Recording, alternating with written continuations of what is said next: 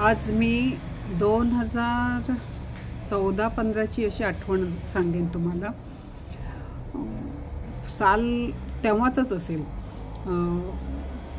विकलांग डब्यामधल्या लोकांनी एक व्हॉट्सअपचा ग्रुप केला होता, त्याच्यामध्ये मला घेतला होता.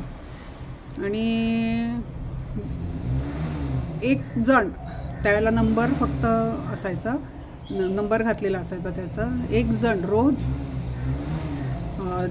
वेगवेगळे असे मेसेज, पण जे हिंदू धर्माविरुद्ध असायचे, आणि ब्राह्मण वगैरे असे, जे सणाच्या वेळेला हा सण कशा, म्हणजे पतंग कशाला उडवता, पक्षी मेले जातात, मनुस्मृतीमध्ये मुळे दलितांचा हे होतं, दलित आणि हे वर्णभेद होतात. आणि काय देवळामध्ये पेटी का ठेवली जाते, त्यापेक्षा ती पेटी शाळेमध्ये वगैरे ठेवावी, पुजारी पैसे खातात वगैरे, असे सगळे रोज वेगवेगळे असायचे. राम मंदिर का पाहिजे, त्या जागेवर हॉस्पिटल का नाही बांधलं जात, एखादी शाळा का नाही बांधली जात. प्रत्येक वेळेला फक्त व फक्त हिंदू धर्मातील रीतीबद्दल त्यांचं विरोधात्मक असं मत असायचं. आणि तेही प्रत्येक वेळेला फक्त फॉरवर्डेड असायचं.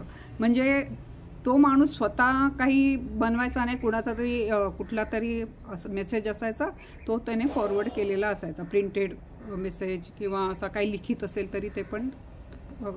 मी दीड महिना बघितलं.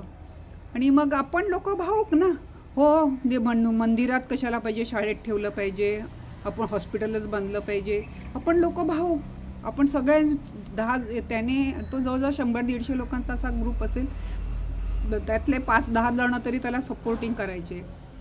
मी महिनाभर काही बोलले नाही. त्याच्यानंतर मग माझं सुरुवात झालं. मी पण एक 5-10 मेसेज करून ठेवले, मग तयार करून ठेवले, कारण त्यावेळेला स्पीकरवर बोलल्यावर टाईप होणं वगैरे असं प्रकार नव्हते. आणि माझा मोबाईल पण जरा जुना होता, एक शब्द जोडायला खूप वेळ लागायचा. तर मी 5-6 मेसेज करून ठेवले. मग मी एकदा त्याने मंदिराचा घातला की मंदिरामध्ये पेटी ठेवू नये. त्याला मी लिहिलं तिथे की असं मला एक तरी धार्मिक संस्था दाखव, कुठलीही, की जिथे पैसा घेतला जात नाही. कुठलीही संस्था चालवायला पैसा पाहिजेच आहे. हां, मंदिरामध्ये तुला कधी कुठे कोणी जबरदस्ती केलेली आहे हे दाखव. मंदिरामध्ये तुला हे केलं. आणि मनुस्मृतीचं आला, त्याला मी लिहिलं त्याला की कुठे तुला भेदभाव दिसला मनुस्मृतीमुळे, कुठल्या देवळामध्ये म्हटलं लिहिलेलं आहे दलितांनी येऊ नये, त्यांनी येऊ नये. तेच तू कुठल्याही चर्चमध्ये जा, प्रोटेस्टंटच्या चर्चमध्ये कॅथलिक जात नाही, मस्जिदमध्ये बाहेर लिहिलेलं असतं सिया सुन्नीवाल्यांच्या ह्याच्यात सह्या यायचा नाही, असं आमच्या कुठल्याही देवळात लिहिलेलं नसतं. अशा पद्धतीचे मी 5-6 हे केलं. सणांच्या बाबतीत असेल तर आम्ही सणांच्या बाबतीत पण एक मोघम करून ठेवला होता, कुठलाही सण आमचा किती चांगला आहे म्हणून. मग असे माझे मेसेज जायला लागल्यावर एकदा त्याने, मग बाकीचे लोक माझ्या बाजूने वळायला लागले, मला थंब दाखवायला लागले. त्याला मग त्याने एकदा मला पर्सनली फोन केला की ताई, मला कोणीच विरोध करत नाही, तुम्हीच तेवढे का विरोध करता, तुम्हालाच का माझ्या विरोधात लिहावंसं वाटतं. तेव्हा मी म्हटलं, मी लिहिलं आहे, त्याला तुम्ही उत्तर तिथे द्या ना, मला कशाला पर्सनली फोन करून बोलता. मला तुमचं पटलं नाही, मी तिथेच लिहिलं तुम्हाला. आणि तो माझे प्रश्न जर चुकीचे आहे तर तुम्ही मला तिथे उत्तर द्या. आणि मग मी बोलायला लागले त्यांच्याशी.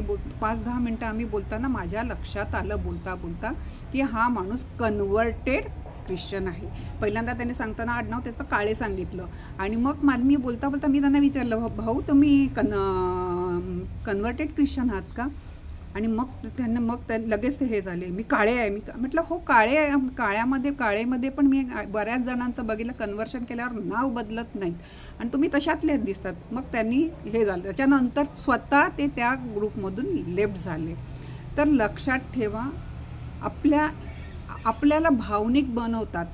आपल्याला अरे हो, देवळात कशाला पेटी ठेवली पाहिजे असं वाटते.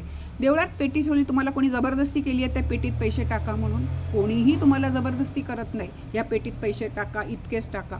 हां, हे काही ठिकाणी आणि ते पण अशा आपण मोठ्या देवळात जातो ना, त्याच देवळात अशा पद्धतीचं असतं. मग ते पंढरपूर असो का काशी विश्वनाथ असू दे, ह्या ठिकाणी काही लोक आपल्याला दमदाटी करून पैसे मागतात. मी मान्य करते, पण कुठल्याही देवस्थानात आपल्याकडून पैसे उकळले जात नाहीत. कुठलाही सण आपला हिंदूंचा विनाकारण केलेला नाही.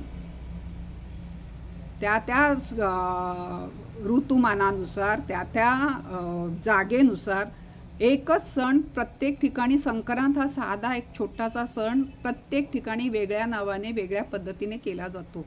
त्या ऋतूनुसार त्या ह्याच्यानुसार केलं जातं. उगाच आपण स्वतःला खजील करून घेऊ नका.